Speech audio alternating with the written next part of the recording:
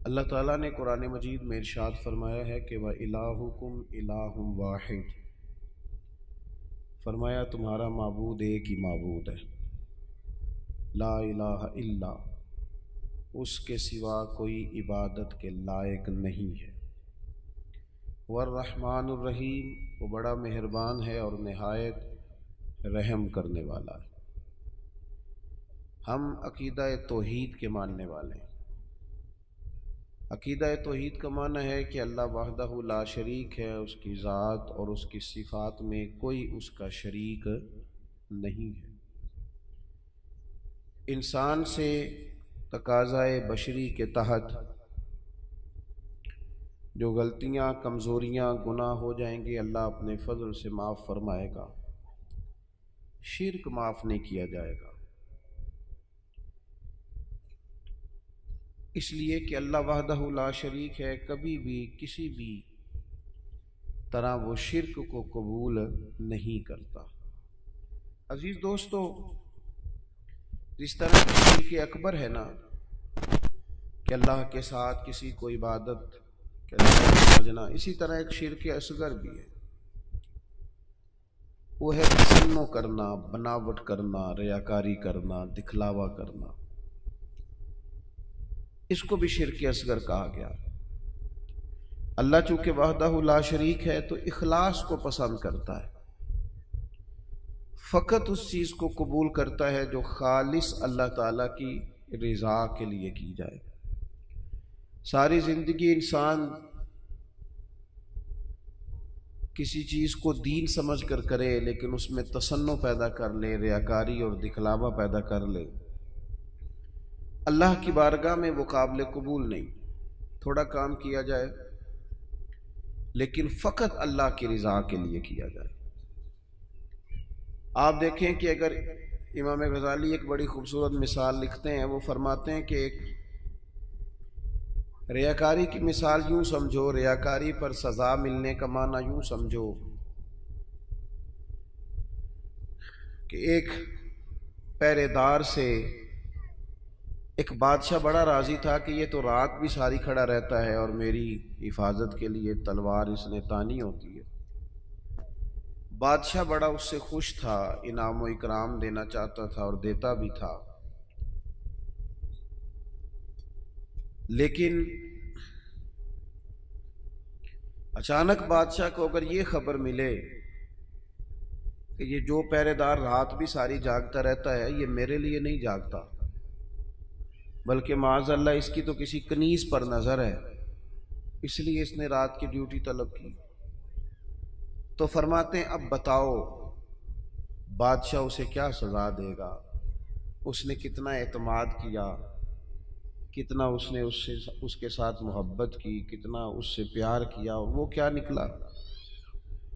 ہمارا بھی یہ معاملہ ہوتا ہے کہ ہم اگر کسی شخص پر بڑا اعتماد کرتے ہیں، اس سے بڑی محبت کرتے ہیں، لیکن اگر ہمارا اعتماد ٹوٹتا ہے، ہمیں تکلیف ہوتی ہے۔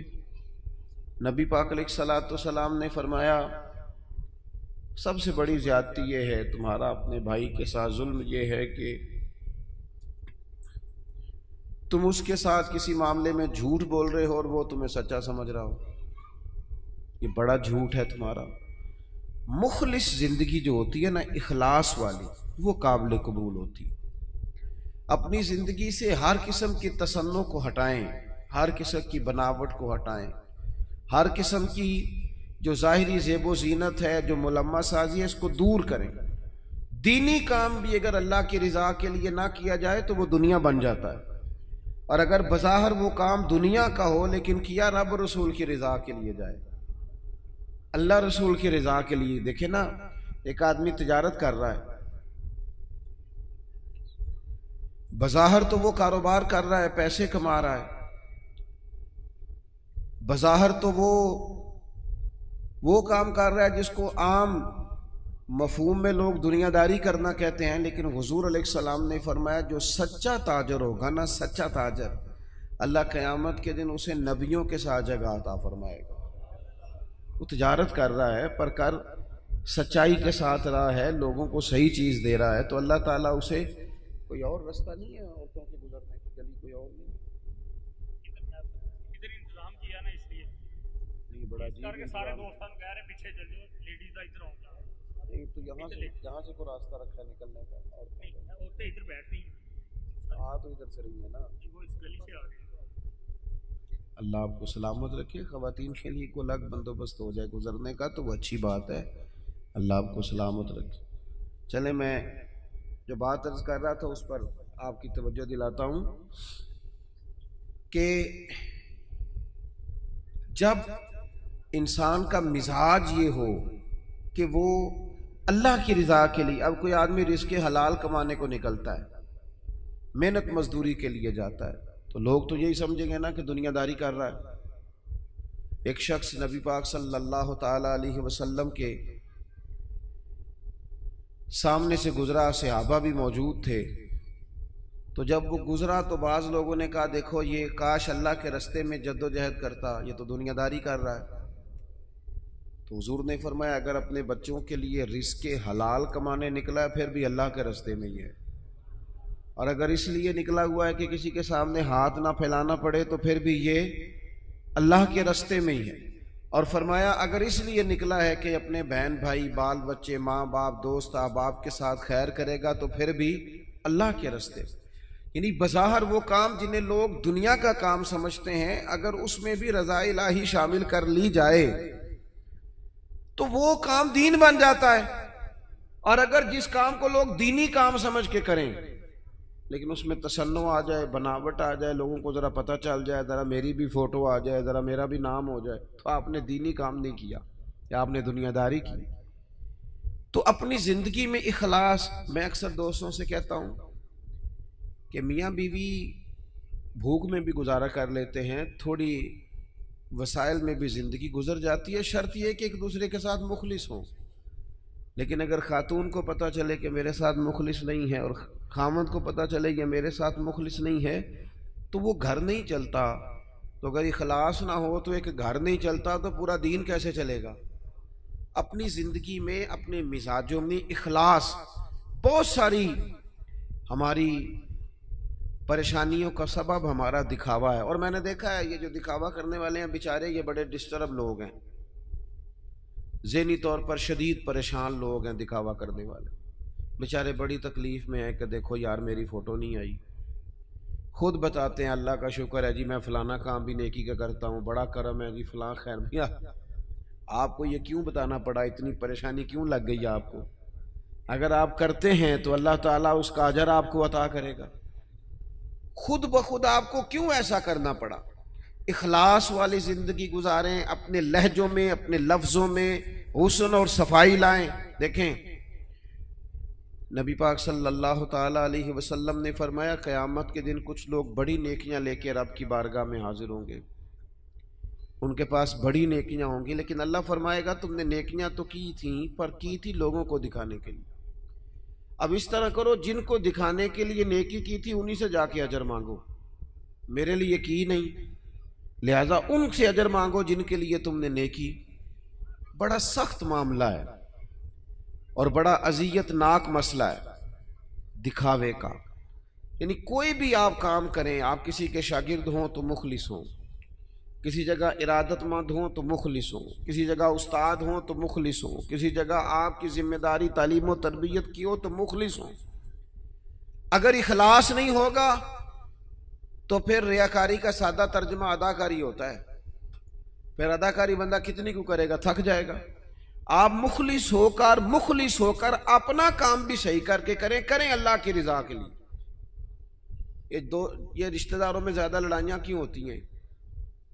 سارا چکر پروٹوکول کا ہے، مجھے آگے نہیں کیا، میرا نام نہیں لیا۔ اگر اخلاص ہو جائے نا یار میں نے اللہ کی رضا کے لیے صلہ رحمی کرنی ہے تو پھر تو میرے نبی پاک نے فرمایا جو تم سے توڑے اسے جوڑو، جو تمہیں محروم کرے اسے عطا کرو، پھر تو انداز اور ہو جاتا۔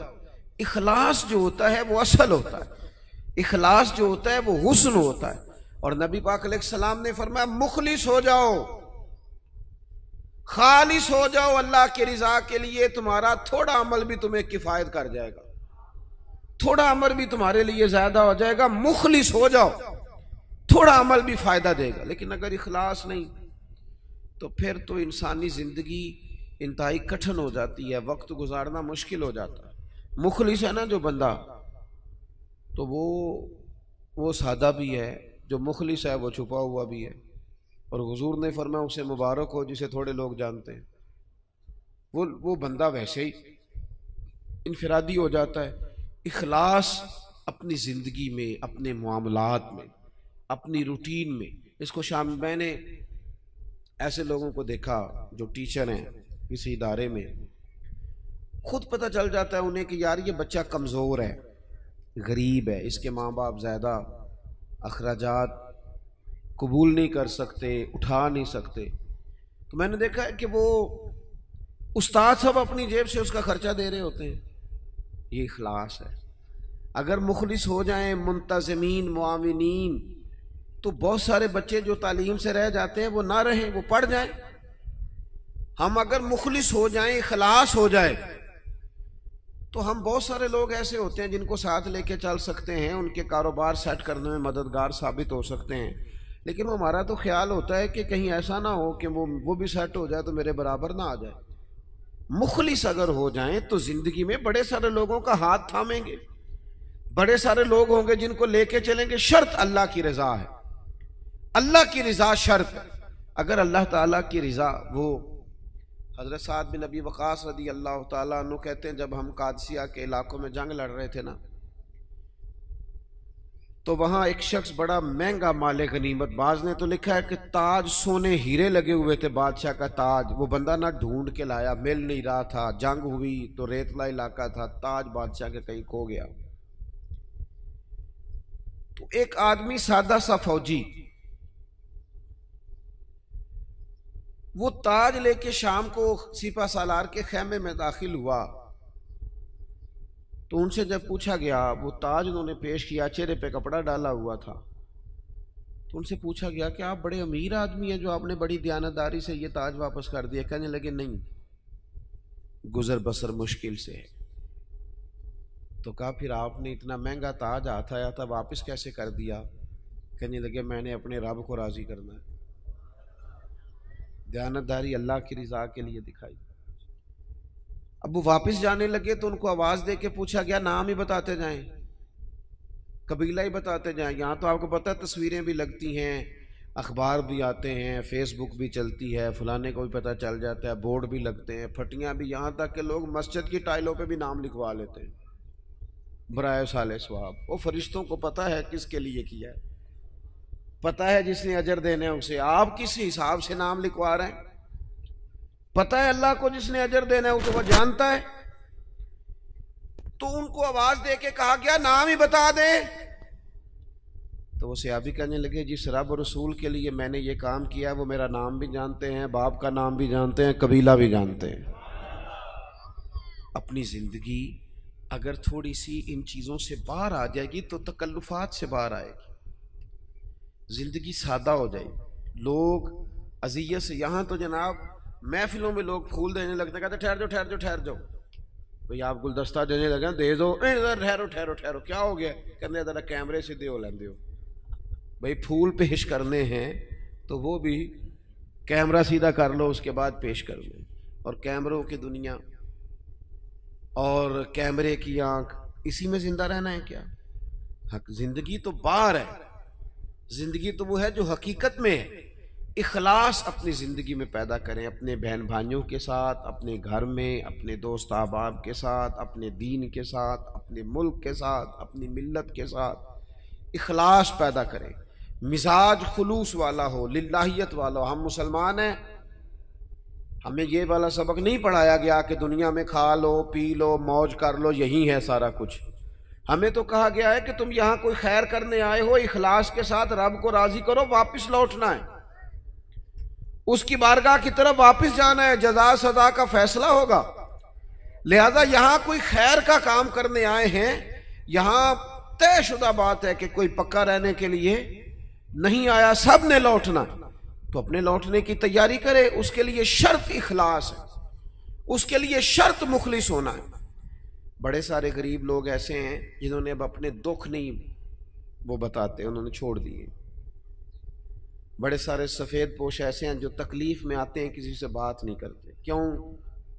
انٹرویو بڑا لمبا دینا پڑتا ہے، کاغذات ہی بڑے دکھانے پڑتے ہیں، پوچھ ہی بہت گہری ہوتی ہے، تفصیلات ہی بڑی دینی پڑتی ہیں۔ حالانکہ رب نے جب ہمیں دیا تھا تو اتنی تفصیلات نہیں جانی تھی، پوچھی تھی، حکم نہیں دیا تھا، وہ تو خیر جانتا ہے سارا کچھ، لیکن اس نے اتنے سوال جواب جو جس ذریعے سے ہمیں دیے وہ ذریعہ اتنے سوال و جوابوں والا نہیں تھا۔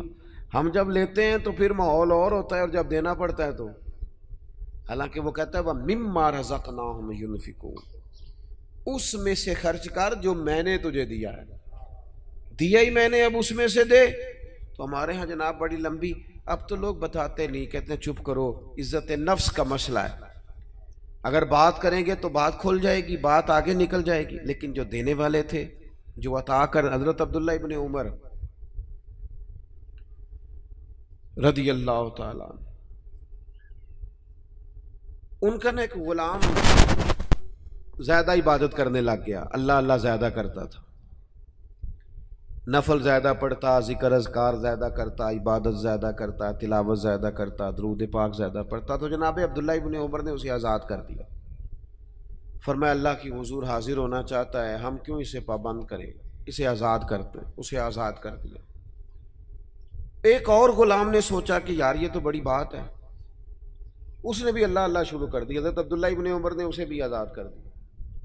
اب وہ غلاموں نے کام پکڑ لیا، نفل پڑھتے، آپ اسے آزاد کر دیتے۔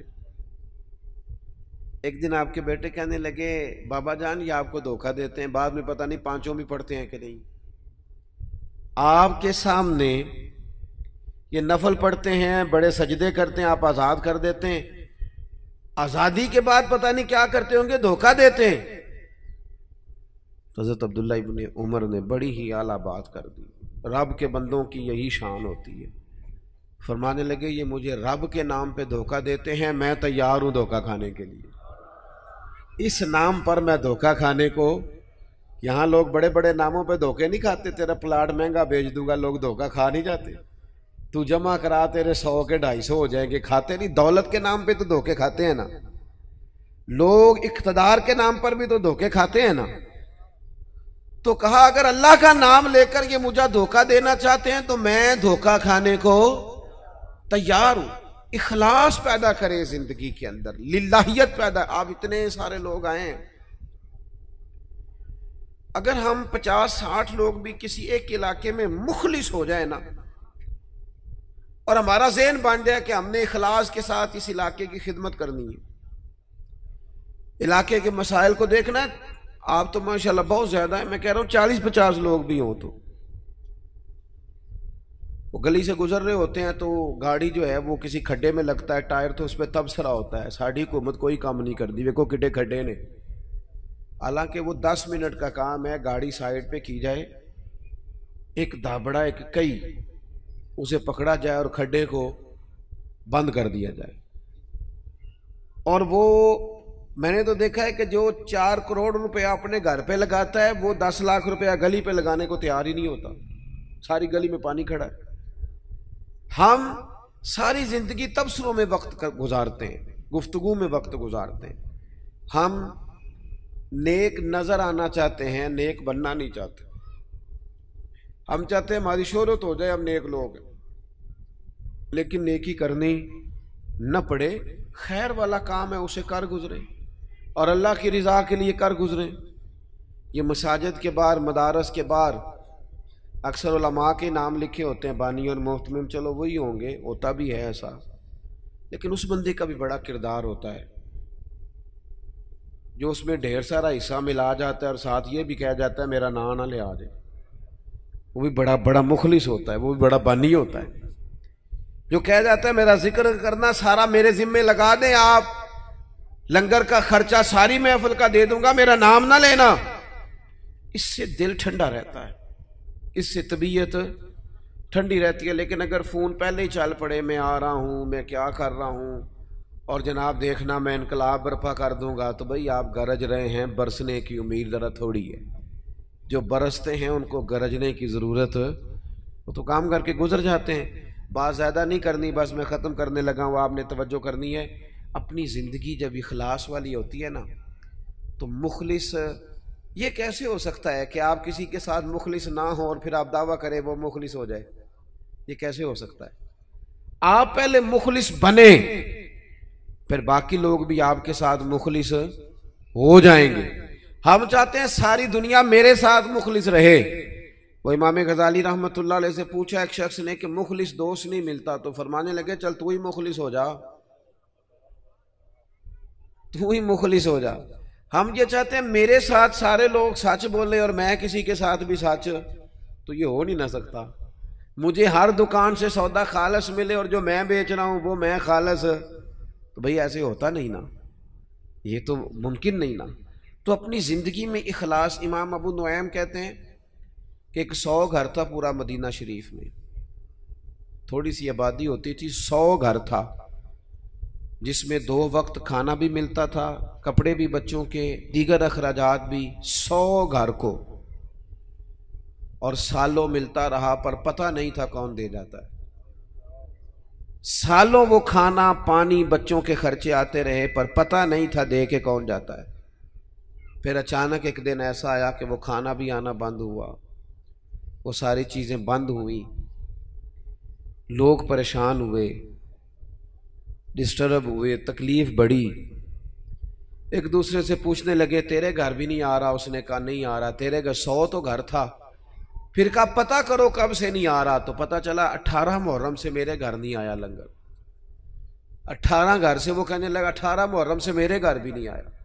وہ جب غریبوں نے تاریخیں ملائیں 100 گھروں نے، تو 18 محرم سے ہی لنگر بند ہوا۔ پتہ کرو 18 محرم کو کیا ہوا، تو پتہ چلا 18 محرم کو امام زین العابدین کا انتقال ہوا۔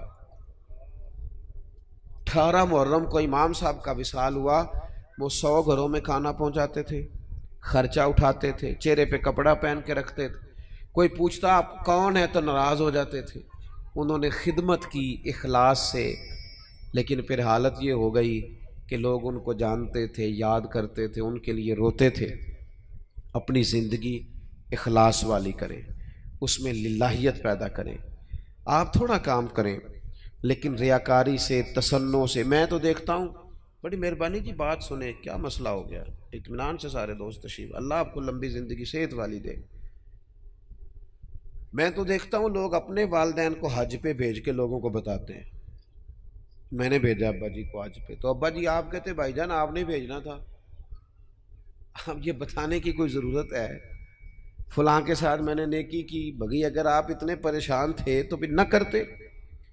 یہ چیزیں آزمائش میں ڈال دیتی ہیں، اپنے تکلیف میں آ جاتے ہیں، یار یہ نام لے رہا ہے۔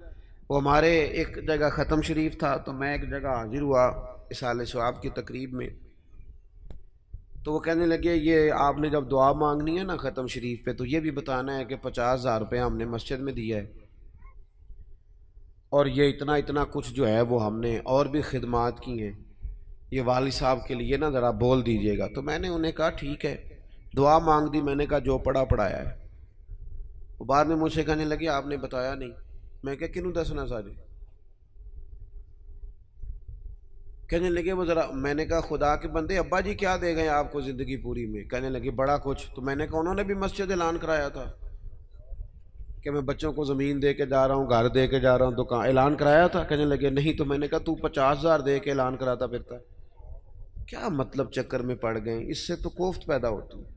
اپنی زندگی اخلاص والی کرنی ہے، اس میں للہیت پیدا کرنی ہے، اور کوشش کریں کہ عمل ضرور کوئی نہ کوئی کریں۔ 3 باتیں میں نے آپ سے کرنی ہیں آخر میں، اور ان پر آپ نے عمل کرنا ہے، کریں گے انشاءاللہ تعالی۔ ایک تو کچھ نفل نماز گھر میں پڑھا کریں، یہ ضروری ہے گھر کے ماحول کو درست رکھنے کے لیے۔ 10 نفل، 8 نفل، 6 نفل، کچھ نہ کچھ نفل نماز گھر میں ضرور ادا کریں، اس سے گھر میں برکت بھی ہوگی۔ اور حضور نے فرمایا اپنے گھر کو قبرستان نہ بناؤ، کچھ نماز گھر میں بھی پڑھا کرو۔ دوسرا، کچھ قرآن مجید کی تلاوت گھر میں ضرور کرنی ہے، یہ اپنا ذوق بنائیں۔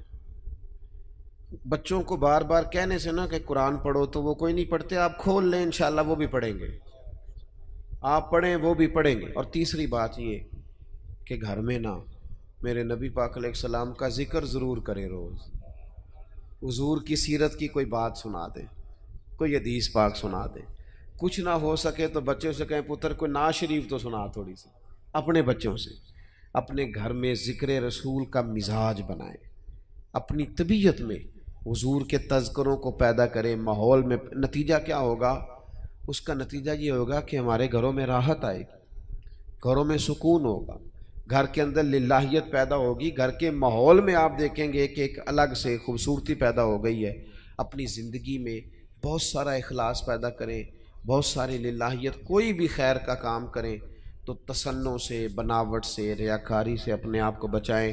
میرے رسول پاک صلی اللہ علیہ وسلم نے لوگوں کو خالص کر دیا، اتنا خالص کر دیا، اتنا خالص کر دیا کہ مکے سے جب ہجرت کر کے لوگ مدینے آئے تو مدینے والوں نے آدھی جائیدادیں بانٹ کے دے دی، سگے بھائی کو نہیں دی جا سکتی۔ لوگ لڑائیاں کرتے ہیں، کارنر والی جگہ میری تو فلانی میری، انہوں نے کیوں دے دی؟ وہ مخلص بڑے تھے، ان میں للہیت، اور انہیں دے کے تکلیف کوئی نہیں ہوئی، انہیں دے کے راحت ہوئی، انہیں سکون ملا، ان کے دل ٹھنڈے ہوئے، کیوں کہ وہ مخلص تھے۔ اللہ کی بارگاہ میں دعا کرتا ہوں، کچھ دنوں سے طبیعت ٹھیک نہیں ہے، خیال تھا کہ وعدے کیے ہوئے ہیں تو یہ سارے پورے کر دیے جائیں، اس لیے کچھ بات آپ سے ہو گئی۔ اللہ تعالیٰ آپ کو بہت سا صلہ عطا کرے، اور بندوبست کرنے والوں، کوشش کرنے والوں کو اللہ بہتر جزا عطا کرے۔ وما علینا الا البلاغ المبین۔